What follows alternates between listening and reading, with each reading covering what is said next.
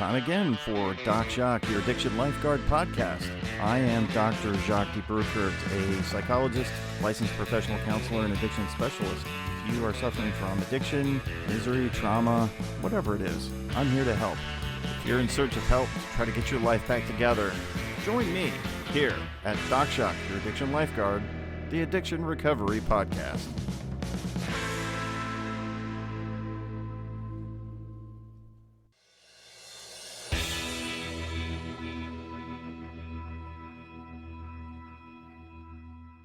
I wanted to be real clear about what this podcast is intended for. It is intended for entertainment and informational purposes, but not considered help. If you actually need real help and you're in need of help, please seek that out. If you're in dire need of help, you can go to your nearest emergency room, or you can check into a rehab center or call a counselor like me and talk about your problems and work through them. But don't rely on a podcast to be that form of help. It's not. It's just a podcast. It's for entertainment and information only. So let's keep it in that light, all right? Have a good time, learn something, and then get the real help that you need from a professional.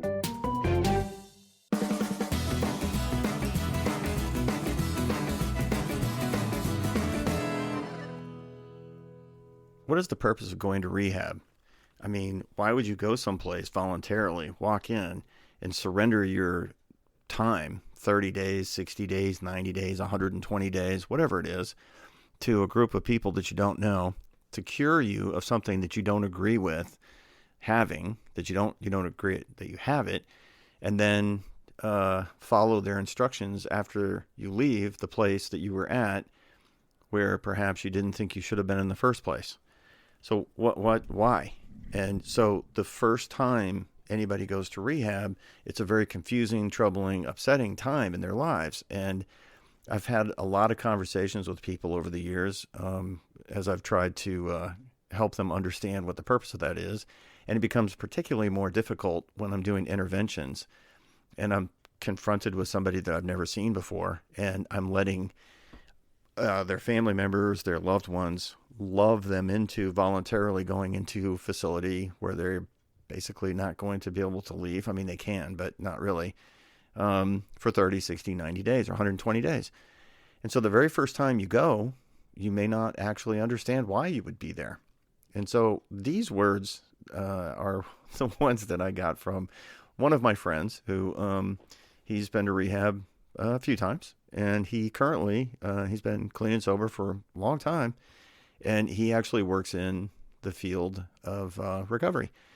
And he just recently got through his master's degree in social work and is continuing his work in the field. And so the conversation I had with him was one that was based on an understanding of why you go or what you're thinking as an addict the very first time you go. So the conversation went something like this. Hi, I'm Scott. Hey, Scott. So you decided you were going to go to rehab at some point in your life, right? Well, I mean, it was actually 3 times in my life, yes. But well, I'd like to talk to you about that very first time. Well, the very first time. Yeah, the very first time you went. And like, what did you think the purpose of it was the first time you went? Okay, so it was right after I graduated high school. And my drug use wasn't that bad, really, but I was on antidepressants and I was really depressed and I was smoking weed and drinking, so they weren't working. And my parents thought it'd be good to put me inpatient in a psych ward for a month. So I went to PIMC. It's a psychiatric institute in Montgomery County.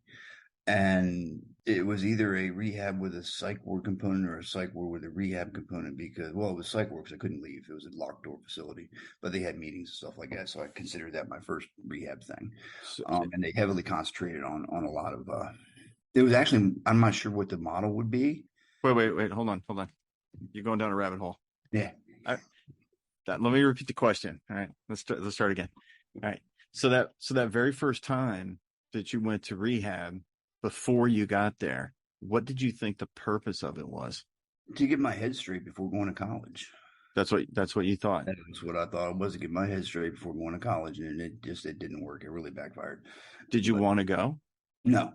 I just turned 18, and the shrink and parents were pushing me to go, and yeah, I wasn't feeling really well. I mean, I was Probably severely depressed.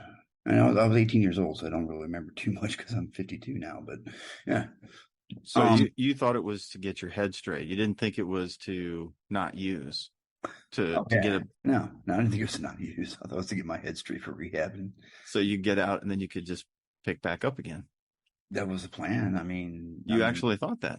I'm in this place where I couldn't leave, and all of a sudden they're throwing this 12-step stuff at me, and I'm like, what is this? I'm in there with antisocial personality disorder people, um, all kinds of stuff, and it was, yeah, Drama. You had drama. definitely drama. I mean, I learned that you could shoot Jack Daniels at 18 years old from a guy in there, and he's probably dead anyway. But yeah, So your expectation was not that you were going to be working on recovery necessarily. It was just a place for you to kind of think differently. I think that it was more of the psych ward with just the rehab component to it. It wasn't actually it was weird. They had 12-step meetings, they had community groups and all that neat stuff. It was like everything in the psych ward, but they threw a lot of 12-step at you. As part of the recovery. Yeah, yeah. I mean, Yeah. I wasn't buying it, but And when you went in, did you know how long you were going to be there? it was a month. Yeah. No, no, no. Did you know how long you were going to be there? Did they tell you? I don't think they did, but I knew that I was supposed to be at college in like a month and a half. So I knew I had to get out before then, I don't think they told me no. So you had no idea. Yeah, and there was no visitors. Parents didn't come see me. Now that I think about it. It was a lockdown facility. Oh, yeah. Oh, yeah. Yeah. So it wasn't your normal kind of rehab. No, you couldn't leave. Okay. So when you got out, did you think you were cured? I didn't even really, I don't think I really even realized why I went. So when you got out, you didn't have like an aftercare or anything. You were just going to No, go my to aftercare was packing me up and shipping me off to Salisbury State on the Eastern Shore. And that was a horrible, horrible idea. because you weren't ready to do that because Yeah, you and weren't also you weren't clean. it was too much freedom, and that I know back then I had just missed the grandfather clause from being 18 to 21 to drink.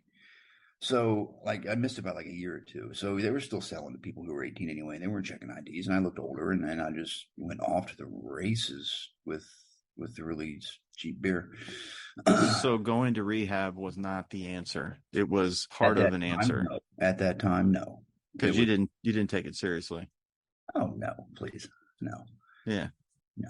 And I was pissed off, and I was locked up, and I was pissed off, and I was, why am I here? And the girls are cute, okay, fine, but they're bananas, and there was no cognizance of what I was supposed to be doing there, what it was for. I was 18 years old, and I was just, yeah, no.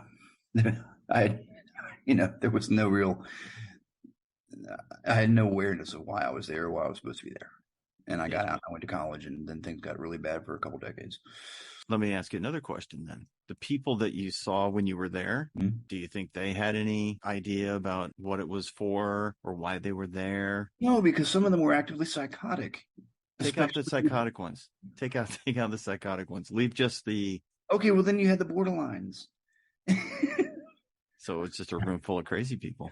It was. And And I then was like there's the least crazy one there, I think. And I'm looking around going, I ain't ever going to rehab again. Yeah. It was really bad. It wasn't good, man. No. It Yeah. wasn't. No, no. But that was the first of 3 rehab experiences. So Yeah. But after that, you had an idea of what it was going to be because you'd already been to something like it, sort of. yeah, yeah, yeah. Yeah. Okay. Well, thanks. Do you want the second experience or do you want the third experience? Nope, I don't want any of those. This one is just about that first one.